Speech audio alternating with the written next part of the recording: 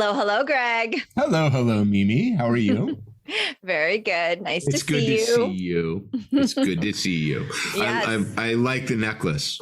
Thank you. I'm trying What to is the embellish a significance little of more. it? What is- It's just a gift, and I realize I now that I'm doing these on YouTube that I like wear the same black shirt every week, so I'm trying to like mix it up. No, you should. I think YouTube appreciates consistency. Yeah. He said with absolutely no authority whatsoever. Well, the one thing I am is very consistent. There you go. Yes, see, we're back again. So Exactly. Consistently always want to have Greg Rucka on my There you show, go. our show, rather, the being consistent Greg show. The consistent Mimi and Greg show. Yes. That's right. That's right. Very much so. It's funny because I had one of my Patreons reach out on one of my blog posts, and I was, talking about my collaboration on a comic with Gene Young, and he's like, "Oh, we're going to be able to play the what is it? How many degrees of separation to Greg Rucka now?" A game that sadly has been played for a good 20 odd years, I think. So you now get to join it. Yeah. Yes. Yeah. Yes. So lots of fun with that. I'm responsible for infecting a few people with comics over the years. So yes, you are. I apologize. No, advance. not at all. But of course, also even leading to this show, like having guests, and of course, I just had the lovely Kelly Sue on, and we talked about her, and then we talked about you, and the shiny and brilliant Kelly Sue DeConnick. Oh my goodness, yes. Yeah. And she'll be coming back on because then she can reveal her secret project, which I did get to kind of hear about. So it's exciting. Yes, it's exciting. Yes. Super exciting, and she's just awesome. So it was always nice to catch up with her. So it's a lot of fun. She gave Marlowe a shout out on air. Oh. That's sweet. My poor neurotic dog. So. Your dog's gotten a lot of airtime on this show. She is having a time of it. Let me tell you, she is having a time. She did not get groomed for nigh under 3 months, and had this big, had just fluffed up into this big matted coat. And we had false spring 1, and she had a grooming, and they just sheared her down. So. Which, I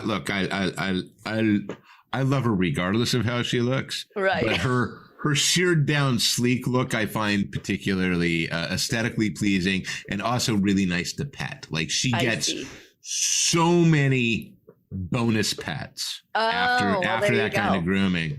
Okay. And then the temperature plummeted, and she was just looking at us like, "You bastard."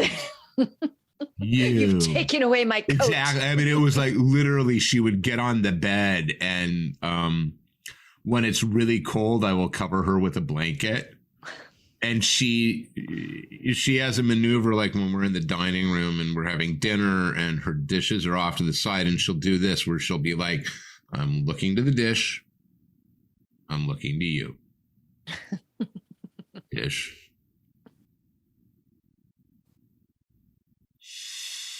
Very clear communication. Yeah, it's absolutely like, why is it empty? And this was on the bed looking from me to the blanket to me with those big puppy soulful eyes. And it's like, yes, okay, I'll cover you. So there you go. Well, to be fair, she was missing a few layers. Look, both kids out of the house, we got to spoil somebody. So that's right. That's right. And Marlowe's very happy to take the position. Oh yeah. She has yet to say no. That's enough, really. Right. Stop. Yeah, I don't foresee that coming anytime soon. I mean, and you've been traveling, so I know she doesn't like that. I was in California. So I was in California at the beginning of the month for about a week to see my mom, who turned 83. Oh, wow.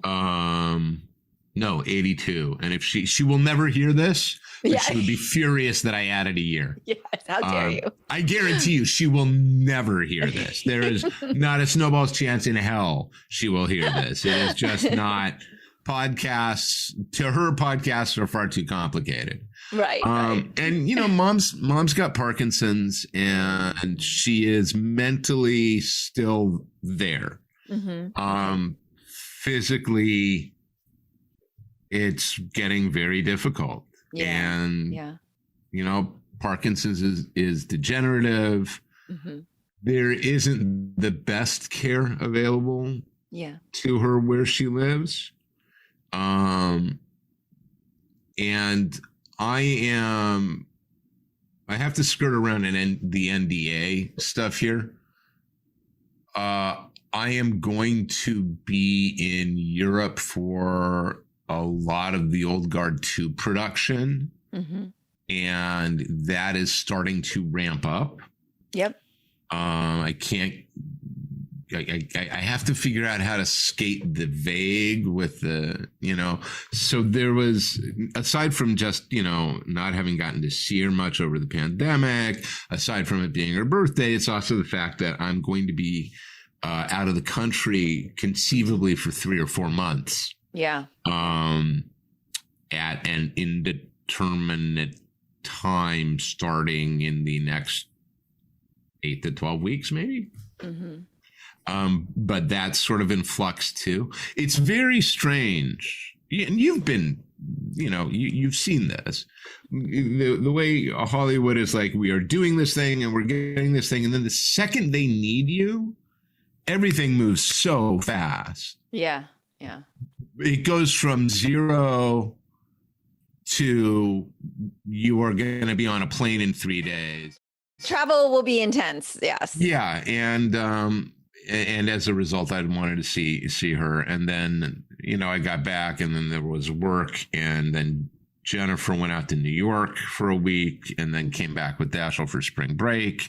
And I am leaving for Europe on Monday for about 2 weeks. Mm-hmm. And then we'll be coming back, hopefully. And then at that point, probably at some point going to the production.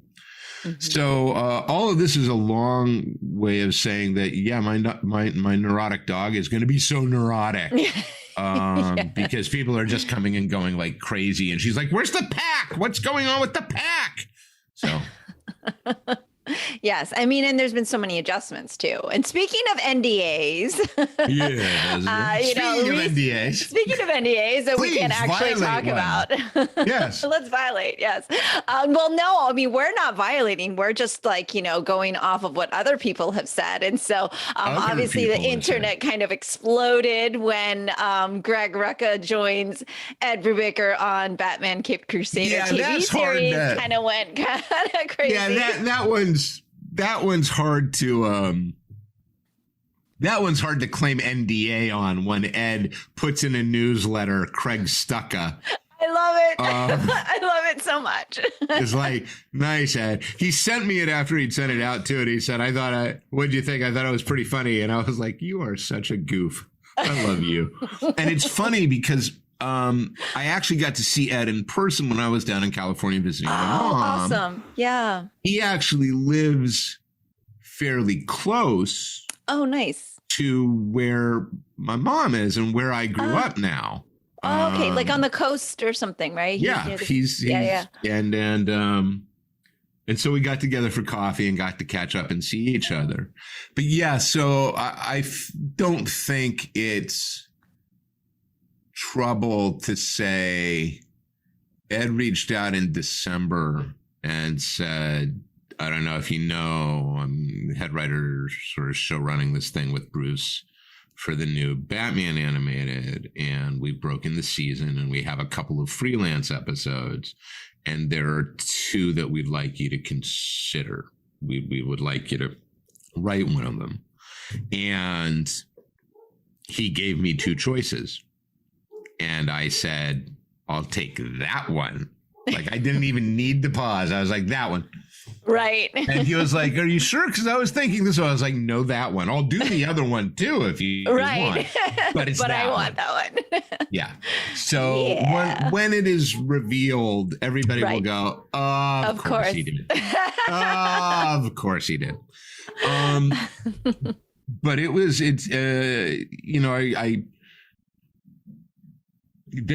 it's Ed. So, and it's Bruce Timm, and it's, this crew of other people that I never met before, and they are all so dialed in.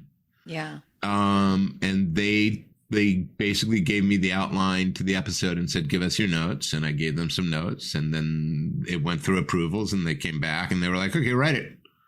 So I was like, okay. Written. And I love Bruce Timm notes.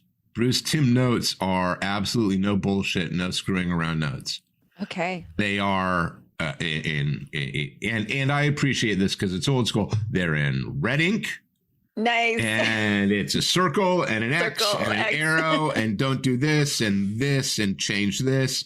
And writing for animation is different than writing for screenplay or for live action, I should say. Yeah. And yeah, it was a lot of fun. And and it's funny, Ed has said, I believe he said in was it Variety or Deadline that broke it initially when he was announced.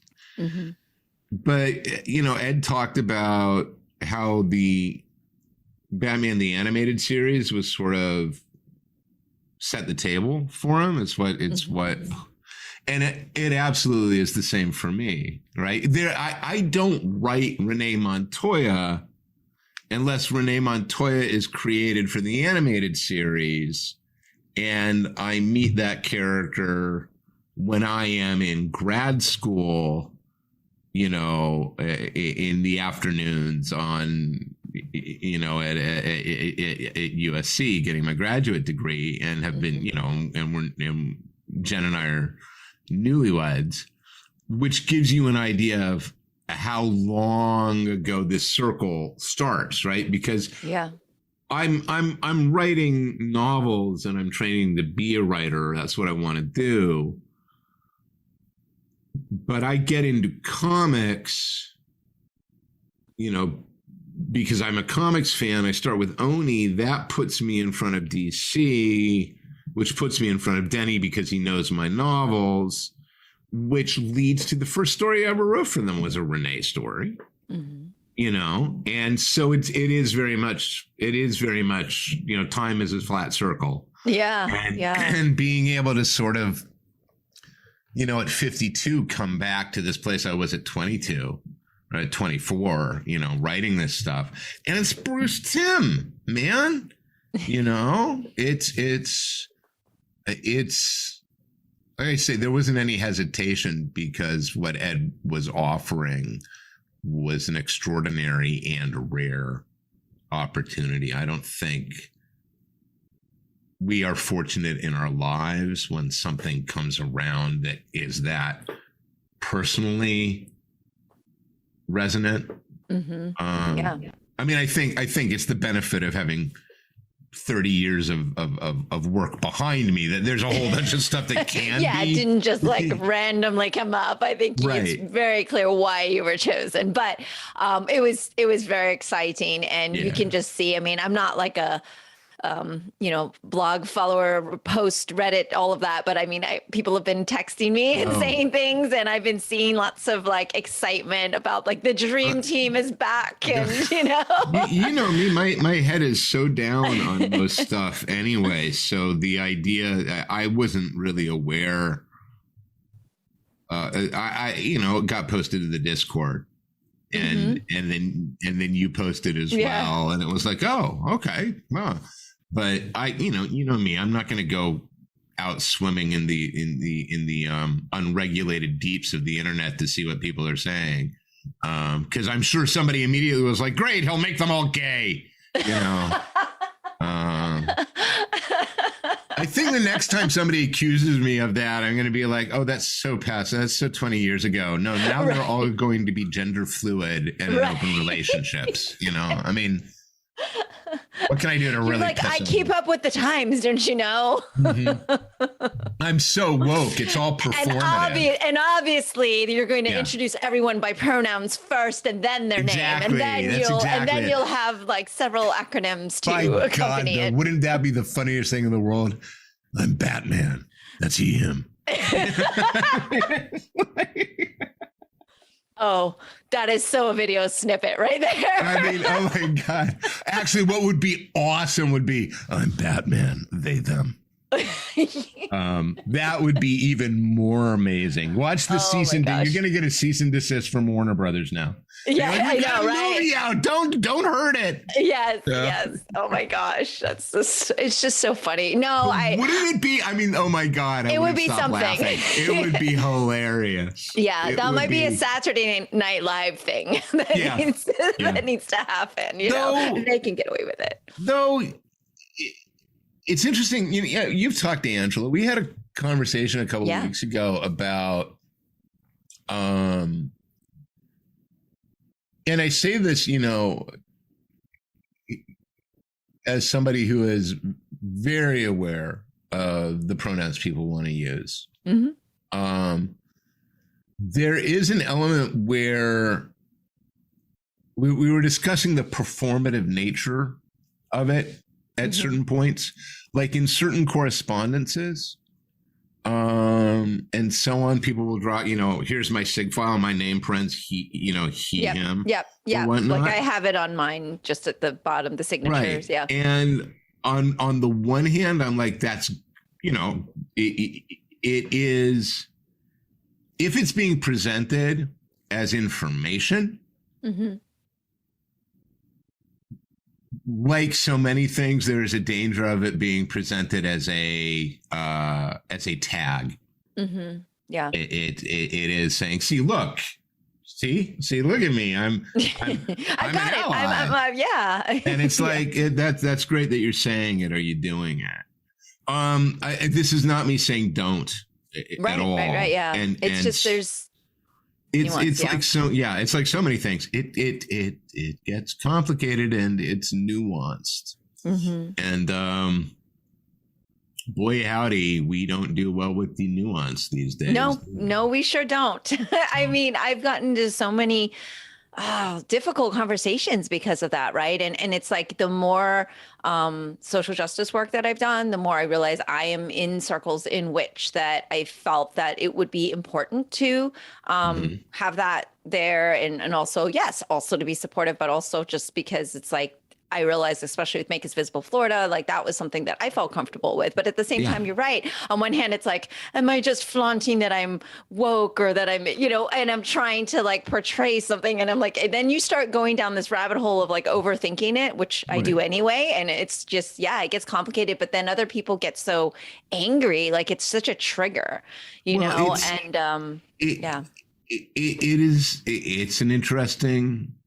It is an interesting question, right? Because in the same way that in the US, the majority of the society presumes a cis white male position, the presumptive nature of that is that pronouns are directly gendered to traditional gender stereotypes. If you meet me, I'm a he, him. And that isn't, look at me. That is not, when you look at me, an unreasonable assumption. Yeah, of course. So the act of saying, actually, I'm using they, them, if I were, I am not, but if I were, is in that instance not just an act of visibility, right, but of also self-affirmation and inclusivity. If you then choose to reject it, that's a choice you're making, right? But if when we had first met, your second question or your first question after very nice to meet you, Greg, what are your preferred pronouns? I'm not sure. It wouldn't have been a problem for me, right? But I'm not sure it would have been an expectation for you to ask. For those of us who have the comfort of these established identities, I guess, needing to then go out and assert those identities, it is, in a way, like I say, so it can be seen as allyship. It can be seen as advocacy for those who do not have that privilege. But also at the same time, I worry that it's a little performative. And I suppose what I'm ultimately saying is it comes down to the need for me to listen to those people who are fighting and being attentive to what they need from me. Wow, this just went.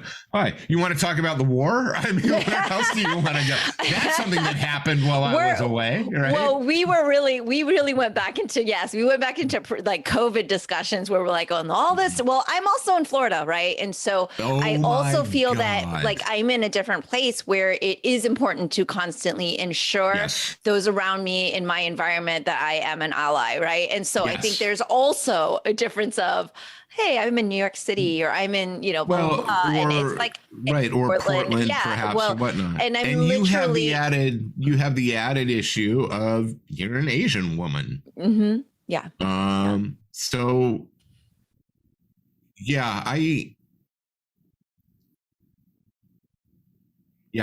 no, see, I that is an absolutely, I absolutely 100%.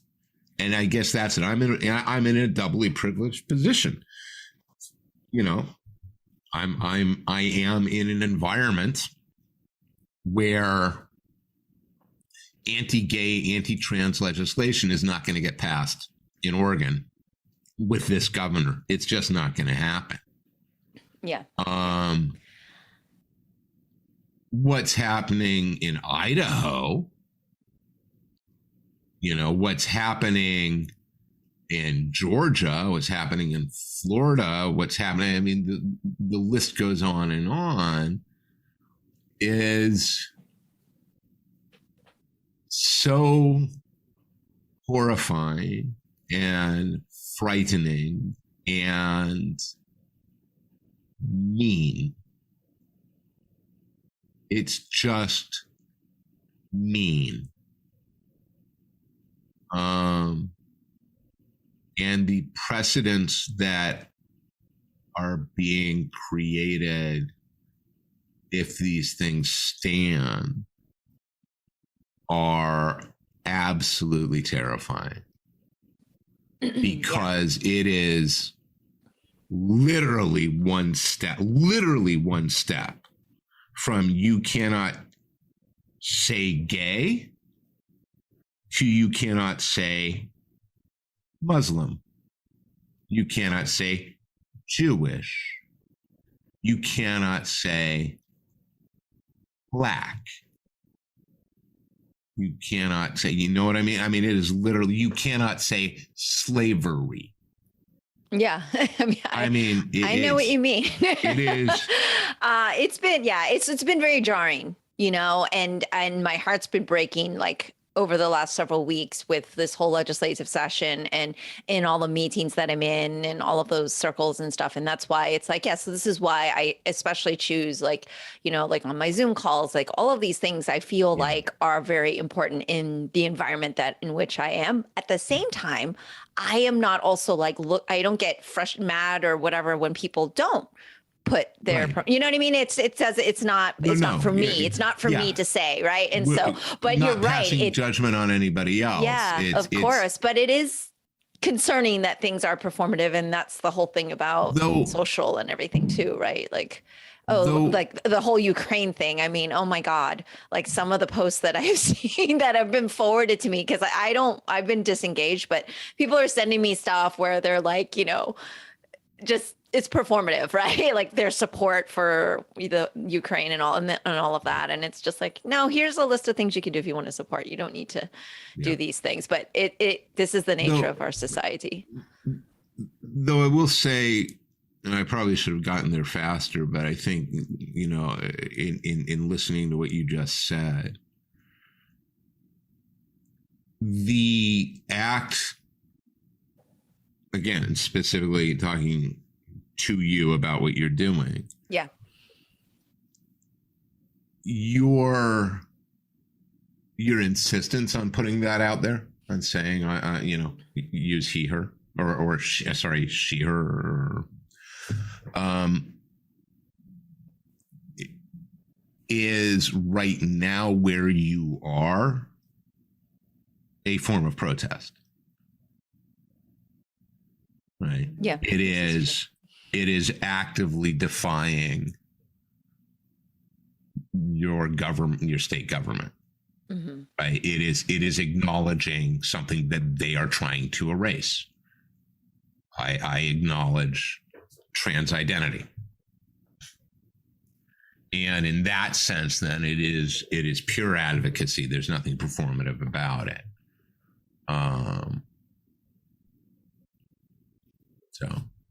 Yeah, but it does raise a lot of interesting thoughts, because it really does matter, like where you are, what environment. I mean, literally, we're both in the United States, but it's such a difference from where you are and where I am, and the things that we are, doing. Like it's just construed differently. So yeah, it's something. It certainly is something, and that can get depressing really quick. So yes.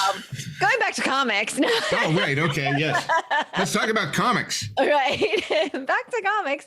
No, I mean it has been, and just to kind of wrap up on the depressing part of the week. I mean, I'm speaking to you, and literally yesterday was the big 1 year, marking of the Atlanta shooting last year. And just the fact that there are so many Asian women that have been attacked and killed. And I think I just saw like a child attack the other day. Like it's not getting better, but then the media is so out of sight, out of mind with things. It's like, you don't get things unless they're shoved in your face.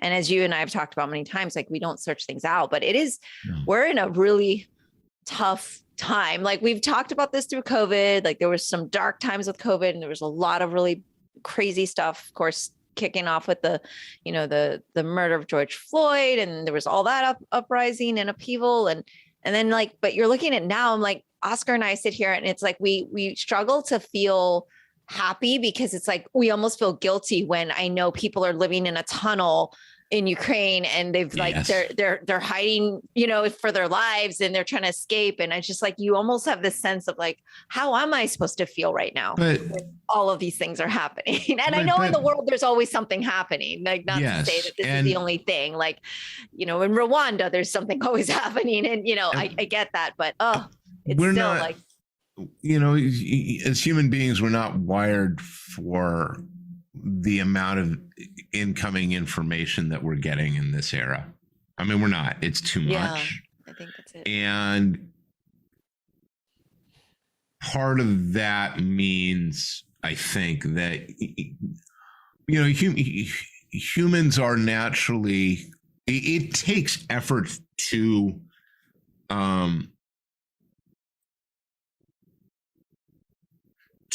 eliminate empathy from the human condition. You need to have it broken out of you. Trump is a great example of that, right? Everything we know about his narcissism arises from the fact that empathy was destroyed for him very early on, right? But that's a human being who actually has no conception and no interest in how other people feel, right? There is no capacity to imagine there. And that is an unnatural state, I would argue. And it's an unnatural state, and I would argue it's an unnatural state for a variety of reasons, and there are scientific reasons, and there are sociological reasons, there are anthropological reasons. You can go on back. But, I was talking about Marlowe as a pack animal, and what's going on with my pack. Human beings are pack animals. We make communities. We make societies. And for communities and societies to work, that requires an acknowledgement of the life that exists outside of you and the needs and desires and wants of the other. And from that comes the stunning realization for many people that you're just like me. you want many, if not all of the same things that I want at a core level, right? So it is not wrong or bad that we look at the news and be moved and we want to care and we want to act. But we're not made for navigating a community this large. And the result of that is that we have to we have to practice the self-care we talk about. We have to be able to know where sort of the borders are and what we can do, what we should do, what we cannot do right now. The need to protect our energy and to protect that empathy, because what happens, I think, is that there's a risk of overload and then shutdown. When the system can't take anymore, it turns off. And as compassionate, somehow still optimistic members of the human race, we don't want to disengage entirely. And this potentially, arguably, because this is a core simplicity, right? We can look at it and we can go, what's happening is bad. People are dying. And I'm not even going to get into, well, no, because I just opened it up. The media is covering this in a different way than it covers when this happens to people who are brown. All right. Yeah. So let's acknowledge it and get it out there. What's happening in Ukraine is being covered in a different way. The images are more commercial. Right. Mm-hmm. Now, having said that, we put that over here. Let's acknowledge that ugly truth. Put it down for a second. The interesting thing is that it is, I think, triggering a core empathy amongst the majority of people who see this. And I may be wrong in that it may be the majority of white people who are seeing it. But that core empathy trigger is actually translating into 50 balkanized states sort of coming together a little more into a cohesive unit. Mm-hmm. And that is good, because there are things that absolutely cannot be solved. They can only be solved one of two ways. Either we all come together and we do it, or we hope for like the most benevolent fascist ever. And benevolence and fascism don't actually go like together. An oxymoron or something, right? Is that exactly the grammatical term? I don't remember. Like, we need a warrior queen who will be, Eric Troutman is fond of saying when we are having, say, trouble with a production thing or talking about, business or whatnot. He's fond of saying, kill one, train 1,000. And there is an argument to be made for kill one, train 1,000. Yeah. The reason we don't do that is that it's immoral. I mean, it's ghastly. You don't do that. But you know what I mean? So this is why I prefer the, hey, why don't we all work on it together solution? That's so logical, though. And I know. It's moral. insane. And then we have Joe Manchin going, I like coal. Oh, well, Yeah, it's an interesting time, that's for sure, which is why more than ever we need our fiction and our comics and our film. And, one of the things I love that Kelly Sue was just like, again, harping on, it's like comics is a medium, not a genre. And, so people can kind of start to learn a little more, but like, yeah, it's been even more because I've read a few nonfiction books in the last, few weeks, and I'm getting things out of them, but I don't want to. I don't want to learn right now. I just want to read my enjoyable things and, Put it down and find some YouTube videos that you're enjoying. Find a show you like. Right. Yeah. The great thing, we talked about it last time, I'm still working my way through Dropout TV. Yes, you are. And I'm loving it. I am loving it. And now I'm branching out. I'm starting to watch the other stuff. And I'm like, this is great. I laughed. Yeah. It made me laugh. It is joyful and infectious and inventive and guerrilla, and I love it. And you know what? It's okay. It's okay for you and Oscar to hold hands and laugh.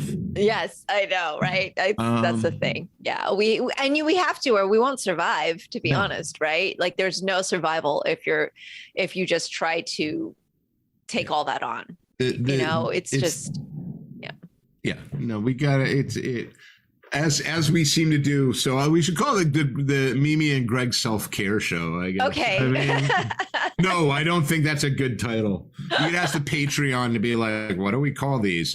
But though I guess they're called the Mimi and Greg show. Yeah, these are called them. It was really cute too, because Kelly Sue was also like, well, isn't Greg like your co-host? And I'm like, yeah, pretty much. Co-host amongst us.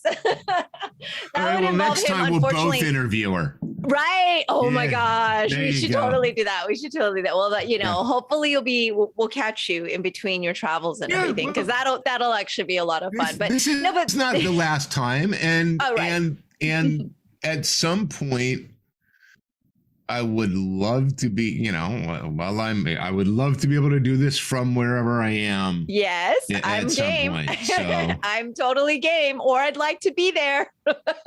Well, that's something else. We can talk. It's kind of like I always interview the team from Warrior, and I'm constantly inviting myself. They actually extended the invite first. Great interviews. Thank you. I mean, there's so much connectivity. These guys are awesome. I mean, I think it's one of those productions where talk about a family unit, and they're just something about it was really, really special for the timing of it, but also just the crew. They're just awesome. And so I keep inviting myself to South Africa. I feel like I'm eventually going to show up, and, I'm trying to do the same thing here. So, but it is exciting, and this is why I think people were so freaking excited about Cape Crusader, but also like you and Ed together again. It was just like this feeling of nostalgia and happiness and knowing how awesome that is. Suck. Yeah. Remember when Batman? Oh, right. So it's people are super, super psyched about it, and it's really cool to hear you guys were hanging out in California and stuff, because we had such a great time. So I was going to tease that he was name dropping you, because that's his thing. So you were the big name drop had a last slow week. Ed was having a slow week, but no, it was. I mean. It's my first. No, this would be the second time I've written something for animation, but the first time I did it was so like, here's a script, and then they were like, see you later. And then when I saw the final product, I was like, wow, they didn't follow the script at all. Like I hate that. All. And this, it's very clear. It's very clear that's not going to be what happened, right? Because nothing in this script is everything's approved, and if it's approved, that means it's going to be overseen all the way through. So I don't know actually when the show is supposed to drop. Either. It will be one of the first episodes, and the show is very much, it's got a vision. It's got a complete vision. It is building. The stuff they told me got me very excited. I got to see some of the design stuff. Yeah. And just everybody I talk to, yeah, no, they're all in. So it's exciting stuff. Yeah. Yeah. Well, this is where it's always a relief. Like you always hear about a series. And I mean, like, for example, Netflix is doing the Avatar Last Airbender, the martial art thing. And the first, the film was disaster. And so people are so scared and worried, but then they start to see casting and they're starting to feel more comfortable. So it's just like, oh, Batman, oh, Ed Brubaker, Greg Rucka. And you feel good. You feel good knowing it's at least got a chance because it's in the good hands, when you see, something come out and you're like, those are interesting choices. And you hear storylines. I mean, the same thing with the Mulan film, like the live action, there was choices that were made and you just get sad over something that was, or is important to you. And Batman certainly is one of those things, but especially this animated series, people are really looking forward to it and needing it, right? Like needing that, like what we just talked about. You've got your Dropout TV and, it's just, give me my escape. Give me my place where I can feel emotionally and mentally safe and just for a little bit. I don't have to live in there. I'll come back out. I'll interact with the world. You will get caught up in the fantasy. I mean, mask mandate's over, and you're like, I'm having anxiety about this. I know. I know everyone outside of Florida that you're not used to that type of environment. Let me assure you, it's going to be okay because it's pretty much been like that for all of COVID for here. Everyone always talks to us like we're just in another planet, because our government operates so differently. But it is. I mean, this is the one thing, right? Like finally we're coming out of that really scary part of COVID where we're now like seeing that, okay, we know people and they're not going to the hospital. There's a new Omicron variant. There's always going to be a new variant. Yes. There's always going to be a new variant, but and we will, again, we'll see what it brings. We'll see what it brings. Yeah. We are moving from pandemic to endemic, I guess. This is just going to be the state of the world. You know me, I'm super cautious and especially with those around me and, I lean on Oscar for that, but we listen to like Peter Attia, the doctor, and that's just lots of really great information that made me feel for the first time, kind of like, okay, because he always has really great people on too. And so, but again, we don't know what's going to happen. I mean, over in Asia, it's kind of going crazy again. So you just don't know, but yeah, it's all good. We're here and we're still doing this thing and we're still podcasting and Zoom and I get to see you. I get to see you. I know. I mean, I can't even imagine a world without like the internets of Skype and Zoom and how we've all been able to interact. I don't think we would have done a very good job of surviving the pandemic. Well, right. I mean, we jump back to, what we were talking about 15, 20 minutes ago, which is that interconnectivity is part of the problem, but that interconnectivity is also part of the solution. Mm-hmm. The double-edged sword. Yeah. The ability to reach out to others and to communicate and affirm is vital. Yeah. So I still, I have yet to be moved from my position on, burning all social media. I'm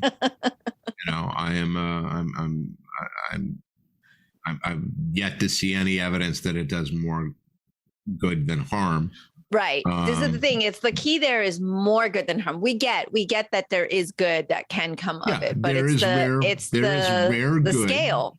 Yeah. Right. It's the scale. So, it's incredibly telling when, within 24, 48 hours of, Twitter and all these things banning the Russian bots, all of a sudden Twitter seems to have become marginally more civilized. It's like, I am always reminded whenever discussions like this come up about the fact that Russian troll farms made a project of panning The Last Jedi. Like, apparently that was a test case project of going after that movie and really wow, was it wildly successful. Now, you don't need to like that film. Right. I personally love it. Right. I think it's It's probably the best one since Empire. I thought it was brave in its choices. I love that movie, but that's my opinion, right? And I'm willing to say it's my opinion. But there was, I read 2 separate articles about the fact that they were able to trace back all this data, and that the majority of the movement had come out of these bot farms. And you can hear it even as I talk about it to you, that I have to qualify opinion about the movie because it muddied things so much. I genuinely don't know who thought it was an affront to God and man, and who was like, it's okay, and who was like, I loved it. I don't know. What I do know is the direct result of that was Rise of Skywalker. Right? The direct result of that was the next movie Disney made, and every choice Disney made to make it was driven by what we now know was in large part a manufactured hatred. Now, take out The Last Jedi and take out Rise of Skywalker and insert the last election and insert the next one. And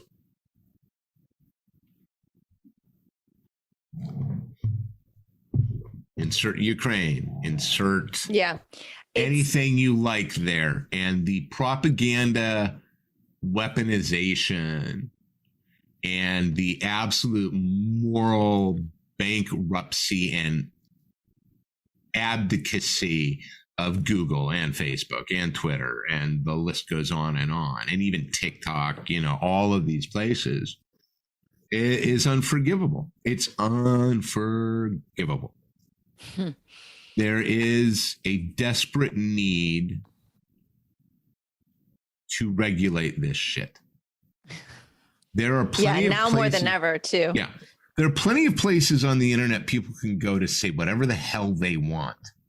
They exist. They've been there all along. They were there at the start. They were called Usenet groups, right? You can go out there, scream on your cruddy stained soapbox till your heart's content. The willing donation of the megaphone to voices that under no account should ever be amplified is unforgivable. It isn't a question of freedom of speech. It's not. It just isn't. Mm-hmm.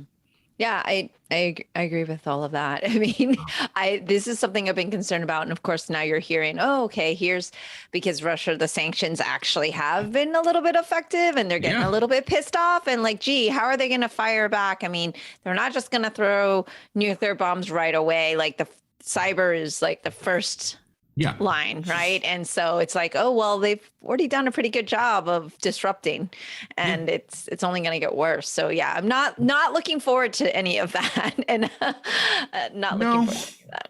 No, I mean, and we don't know how this is going to shake out, and Putin is clearly paranoid, and I don't know if he's unhinged, but he's certainly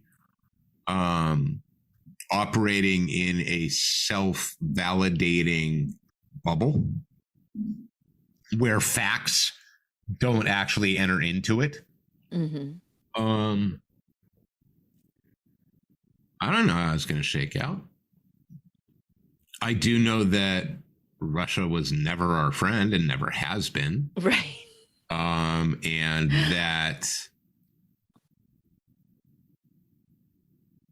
And that doesn't mean they've always been our enemy. That's not what I'm saying. Yeah, but right. There's always been. And again, when I say Russia, I am talking about the body, the government. politic, Yeah. Right. Not Russian people. I'm not talking about Russians who are like, you know what I want to do today? I would like to get up, go to work, come home, make love with my husband, raise kids, get educated, make things better a little bit. Yeah.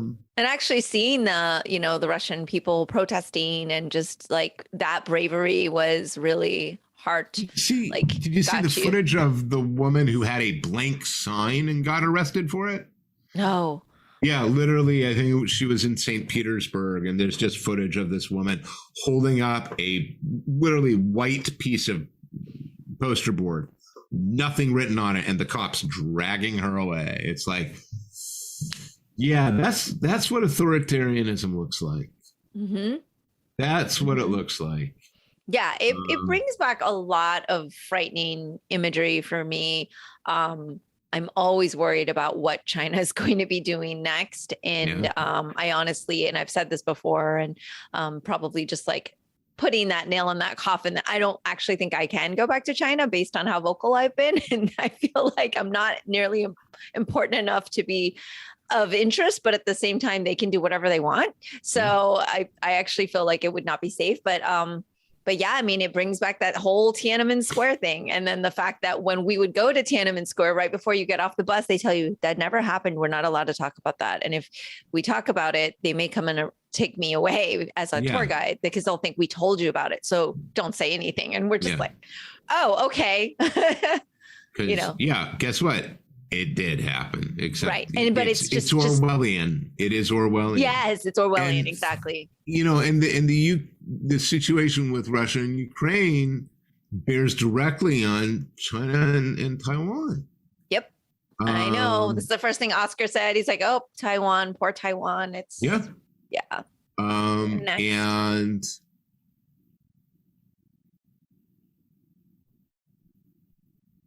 it is. Like I say, we are in a place where if you look at it for too long, you enter into a doom spiral. You really do, because it could go so catastrophically wrong. And that's not talking about all the other issues we need to deal with. The current, the latest climate report saying, no, guys, we're now out of time. For real. Yeah, right? really, it's done now. Like, I mean, if all the earthquakes and the typhoon, all these things that I don't even get enough to, I'm like days behind. Apparently there was an earthquake in Japan and people, I'm days behind on all of these like weather crazy things. I mean, literally trees just fell on our van and it can't work now because the windshield's cracked because there was like random tornadoes and stuff. Like, wait, what? From Jesus. where? In Orlando. Yeah. I was like, what's happening? Like Mother Nature is telling us something by all of these things. And it's just, Walker of Walker and Mackenzie lives in Sydney. And last weekend had to spend the whole weekend, he and his bride, cleaning mold out of their home because it has been raining so much. Oh my gosh, yeah. And literally was running stuff to the dry cleaners. And apparently on the first load, the dry cleaner has said, mold? Because everybody's coming in. This isn't because everywhere. They're not. This isn't you have a messy house. It has been raining nonstop in summer temperatures for the last 4 weeks. Yeah. And the flooding is out of control. But think about that. The amount of rain is so great that you open up your closet and there's mold on your clothes. Oh my gosh. I mean, I would probably die because I'm allergic. And so literally people are having, that leads to health issues. Yes. And there's going to be, there's a ripple effect of that. That is directly going. So when we talk about the effects of climate change, right? And Trump sits there and goes, everybody's going to have beachfront property. It's like, that they won't be able to enjoy. Yeah. Because they will be suffering a variety of health-related ailments that come from the radical changes in the environment. Like, this is not simply species are going to die. Yeah. Right. This is just everything goes. Mm-hmm. So, boy, we are yo-yoing like crazy on this podcast this time, right? We're like up, down, up, down. Yeah, up. I think this is a little bit of a rough one, but I feel like it's okay. I think everybody kind of sometimes needs to hear it, like get the Rucka rant. I mean, it's okay. I think that we are feeling what we're feeling and acknowledging it, and then going, here's what we're gonna do. But we always. Oscar and I was like, see, Greg was right. It's all about the money and it's all about the greed. But here's the thing with the climate change and then the mold so now like literally like our car, we can't get fixed because the insurance won't even pick up the phone. Right. But we pay them. Right. And now insurance rates are going to go up and now people won't get insured because everyone has mold in Australia. They're not going to cover that anymore. Right. Like, and it's like, oh, maybe when those companies and the bigger companies start getting affected and they're, nobody decides they're going to even get insurance anymore or something. Right. But it's like, you're right. It's not just, it's going to rain a lot, right? There's so much more that's affected. And there's got to be there's got to be some sort of financial impact to people who can help actually make these changes. I mean, there is, again, another benefit of the situation as it's developing may well be that we're going to see some meaningful legislation that says we are moving away from fossil fuels. All right. We're going to need fossil fuels to keep the military running for a while. And since that's the majority of our budget, you guys will be okay. But we got to get viable alternatives right away because this is absurd. Mm-hmm. The people who are going, Biden is responsible for gas prices. It's like, I saw your post. Bite me. Right. You have no idea. Americans are so fucking spoiled when it comes to gas. Yep. So you posted like all the other spoiled. country pricing and it's, I was just in Iceland, right, in December. And I'm like, and remember this, and remember this, they're on metric. Oh yeah. They're not filling up by the gallon. They do it by the liter. Yeah. Yeah. So when we were in Iceland, I had to do the calculation. I'm like, oh my God. This is like $100 tank, because you're like, gas, in Iceland, it's like thousands of kronos. So you have no idea until you do the calculation. But the pricing is so outrageously different. And like you said, in Europe and all those other places, it's like triple, double what we're. Yeah. Is your journey really necessary? Mm-hmm. Do you really need to your car for that? Yeah. And